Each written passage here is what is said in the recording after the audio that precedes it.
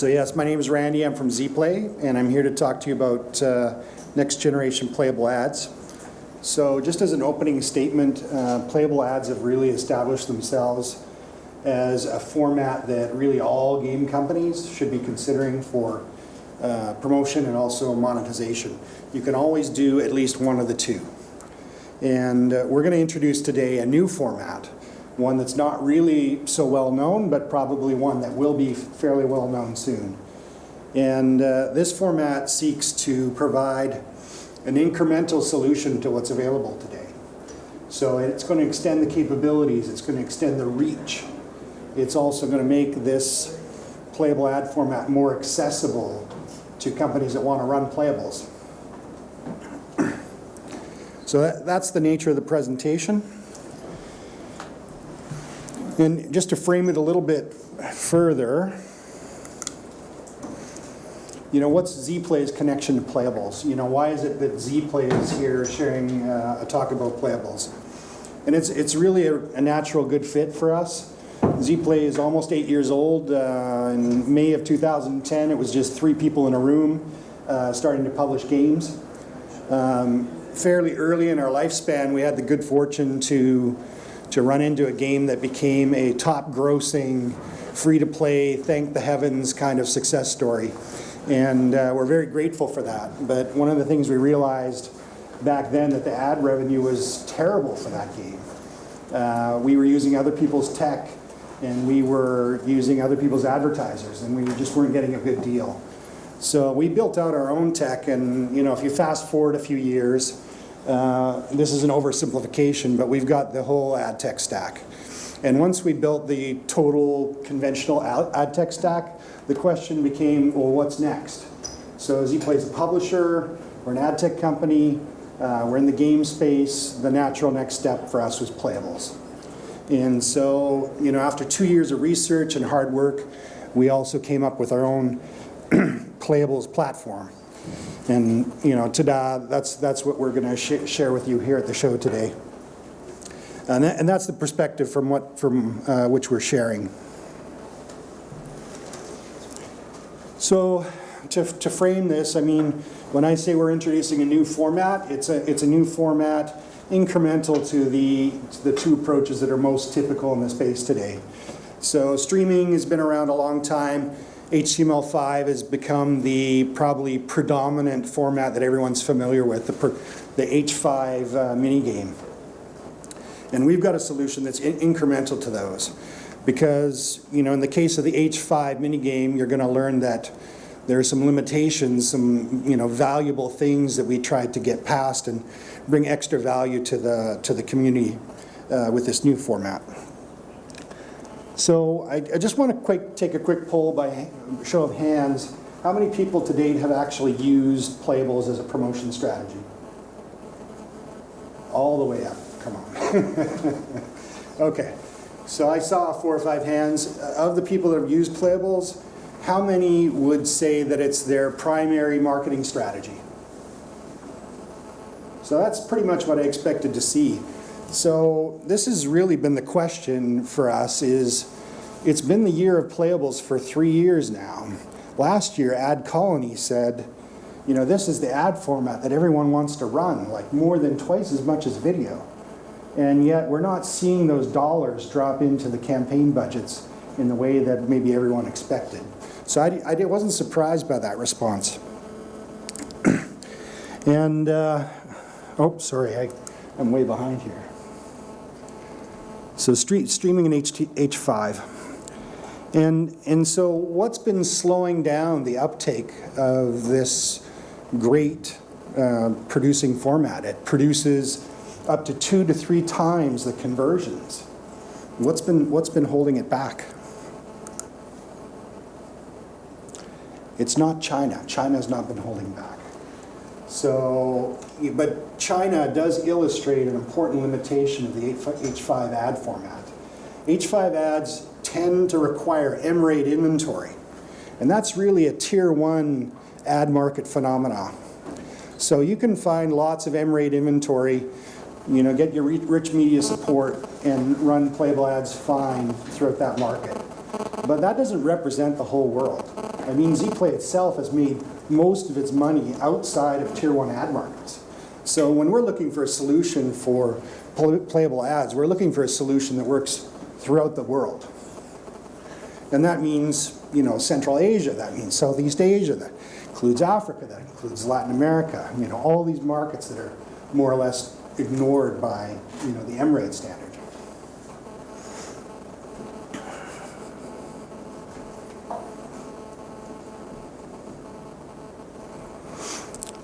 So the next barrier is this one. And these three companies are not a barrier either, but they do represent a challenge for H5 for playable ads, in that it's really a pay-to-play system. If you have a game that with a high enough LTV and you have the money to support it and doing your paid UA, then things are great. So, you know, with that in mind, who here has a higher LTV game and a budget to support paid UA at scale? Okay, so I've got 4 or 5 hands. I've genetically marked you guys for a lifetime of retargeting from ZPLAY ads. But I mean, the funny thing, you know, all kidding aside, you know, this is another area that we're trying to solve. We're trying to make this ad format more accessible. You don't need a $25,000 UA budget to get someone to make you a playable ad. You don't need that much money to get an ad that's going to convert 2 to 3 times better. And so that's really the barrier that we're trying to get past. You know, we want an ad that can support casual games. We want an ad that can support test budgets. We want an ad that can support soft launches.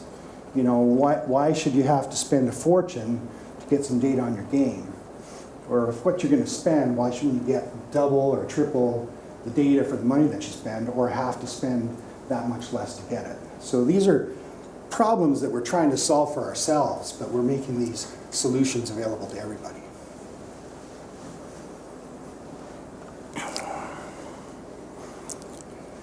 Now, the next couple of slides contrast a playable ad for 3D and action games.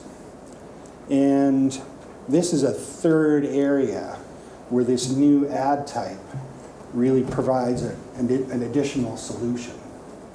So H5 doesn't work well in that space. It's difficult. And so I'm going to run this first ad. It runs automatically when I go to the next slide. And it does a pretty good job of trying to service a 3D action game.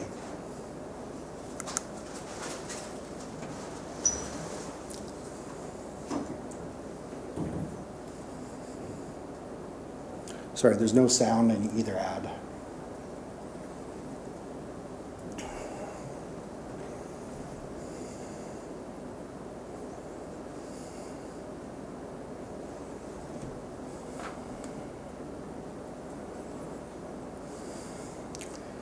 So, you know, kudos to the developer for, you know, doing a great job of trying to service this 3D action game and present something that has a 3D look and feel that tries to capture some of the speed and so on that's present in the real game.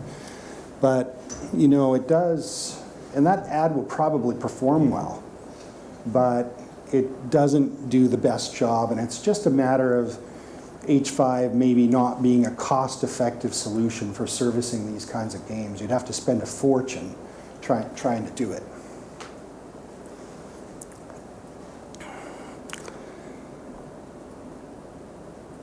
So this next ad is the new ad that they're talking about. We can make this ad for 2D games, but this is just comparative on the same game promotion.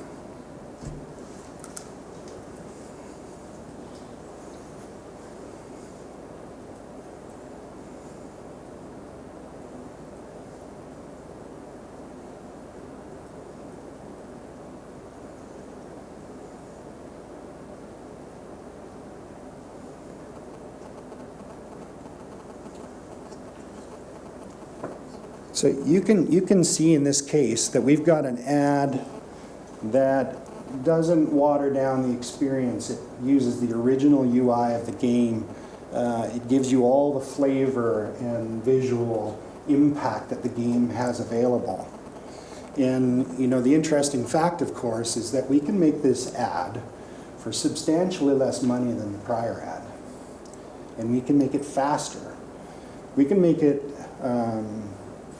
at a cost and a time frame that's so economical that we can actually afford for certain campaign sizes to make multiple versions of this ad to do split testing. And that ad can run everywhere. And that ad is economical enough that we can offer it to you on a UA campaign for as little as $1,000. You know, it's not a $15,000 or $25,000 commitment for us to make an ad for you. So we see this as a real game changer. It really makes playable ads more accessible to everybody here. Everyone has a use case where playables, you know, they want the extra impact that playables can deliver. And now you don't have to spend a ton of money to go and do that. And of course, on the flip side, you've still got all the monetization benefit as a publisher. So, you know, just as valuable to run this ad in your inventory as it would be for an H5 minigame.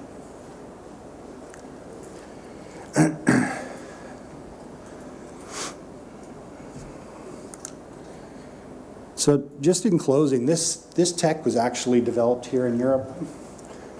We have a team that's here in Europe continuing to improve this technology and they build all our ads for our customers. So, you know, we invite you to have a deeper conversation with us here at the show. If you want to get more details on how it works and what it can do for you, come up to the top floor. ZPLAY's got a booth there, and we'd be happy to talk to you at length about what playables can do for you and what this new format can do for you, incremental to those other formats. Now I've got we started a little early, but I've got time for questions now. Questions?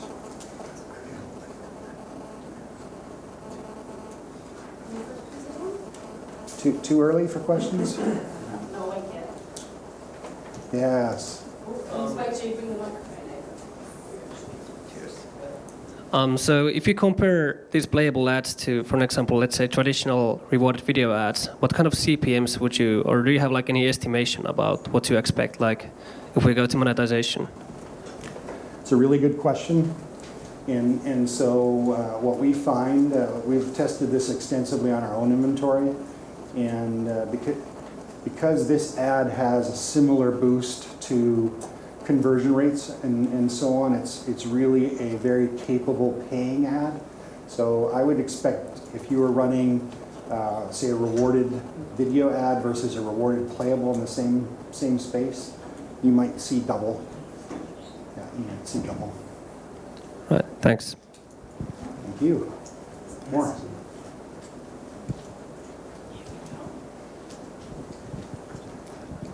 Would you say that the clunkiness that I've experienced in playable ads from early mobile strike, where you're placing tower defense games, has all of that kind of gone now and you fixed it? I would say in general, yes. So the way that ad tech companies deal with this is they, you know, say in the case of a rewarded playable, we're loading that playable asset as early as possible. So when the person starts playing, we've already started to bring that into the game. And that asset should be available to run seamlessly without any of the clunkiness when the time comes. But does that mean that there's a huge sort of like memory hit that could be used for the actual game? No more a memory hit than you know, the kinds of ads that are out there running today. So it's in the same spectrum of strain, memory strain that we're faced with now. Thank you. Any other questions? Anyone else? So we're booth 120 on the top floor. So we've got a team of 5 or 6 here available to answer your questions. Please, if you want to talk more about playables, come and see us. Thank you very much. Thank you.